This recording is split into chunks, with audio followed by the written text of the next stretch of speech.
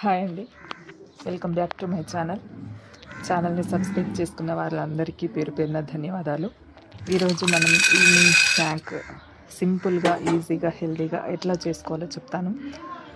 ముందుగా కొన్ని పల్లీలు వేయించుకోండి.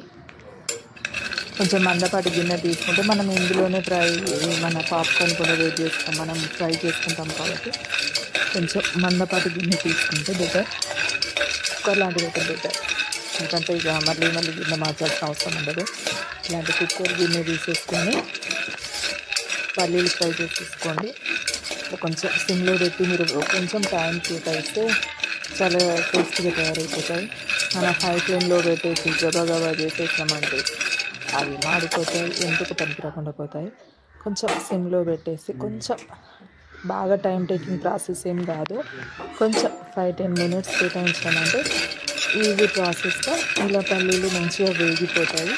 కొంచెం వేగిపోయిన తర్వాత మనం ఏదైనా కొంచెం వేగాలి, పచ్చిగా ఉండకూడదు, పచ్చిగా ఉంటే అస్సలు బాగుండదు. ఇట్లా కొంచెం ఏదైనా సాల్ట్ వేసేసి కొంచెం మంచిగా సిమ్లోనే పెట్టేసి వేయించండి. మీరు సాల్ట్ వేసినప్పుడు కొంచెం మనము ఎక్కువ సాల్ట్ వాడాల్సిన అవసరం లేదు దీనికి, ఎందుకంటే మనకు పల్లీల్లో కొంచెం మనకు స్వీట్నెస్ ఉంటుంది కాబట్టి ఎక్కువగా ఉప్పు లాంటిది వాడాల్సిన అవసరం ఏముండదు. మనం ఇట్లాంటి స్వీట్నెస్ ఇచ్చే షుగర్ అయినా, ఉప్పు అయినా, స్వీట్నెస్ ఇచ్చే షుగర్ అయినా, మనకు టేస్ట్ని ఇచ్చే ఉప్పు అయినా ఎంత తగ్గిస్తే అంత మంచిది.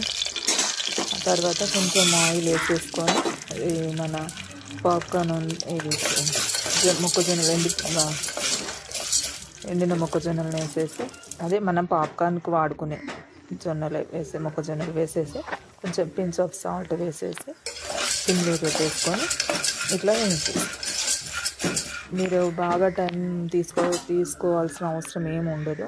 ఒక 5-10 మినిట్స్ ఇట్లా వేయించినామంటే మంచిగా అవి మనము ఎప్పుడైనా పాప్కార్న్ చేసుకుంటాము అనుకున్నప్పుడు ఇట్లా ఎండ వచ్చినప్పుడు కాసేపు బయట పెట్టేసేయండి. ఎండలో పెట్టేస్తే కొంచెం దాంట్లో తడిదనం అనేది పోతుంది, తొందరగా ఫ్రై అయిపోతాయి, పాప్కార్న్ తయారైపోతుంది. ఇట్లా 5 మినిట్స్ మనం ఇట్లా స్టవ్ మీద పెట్టేయగానే పాప్కార్న్ రెడీ అయిపోతుంది. మీరు పెద్ద కష్టపడాల్సిన అవసరం కూడా ఏముండదు.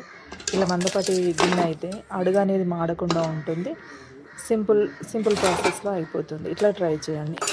మనం కొంచెం పాప్కార్న్ రెడీ అయిపోయిన తర్వాత ముందుగా వేయించుకున్న పల్లీలను కూడా అందులో వేసేసి, కొంచెం ఇందులోనే ఆయిల్ ఉంటుంది కదా, మనం ఎట్లాగో పాప్కార్న్ కావడానికి కొంచెం ఆయిల్ వేసాం కదా, మళ్ళీ సపరేట్గా ఆయిల్ వేసి దాన్ని పెద్దగా ప్రాసెస్ చేయాల్సిన అవసరం లేదు. ఇందులోనే పల్లీలు వేసేసి మీరు ఇదే టైంలో కొంచెం సాల్ట్, కొంచెం కారం వేసేసి, ఇదే టైంలో కొంచెం ఎల్లిగడ్డ ఉంటే వేసేసుకోవచ్చు అండి, టేస్ట్ ఇంకా బాగుంటుంది.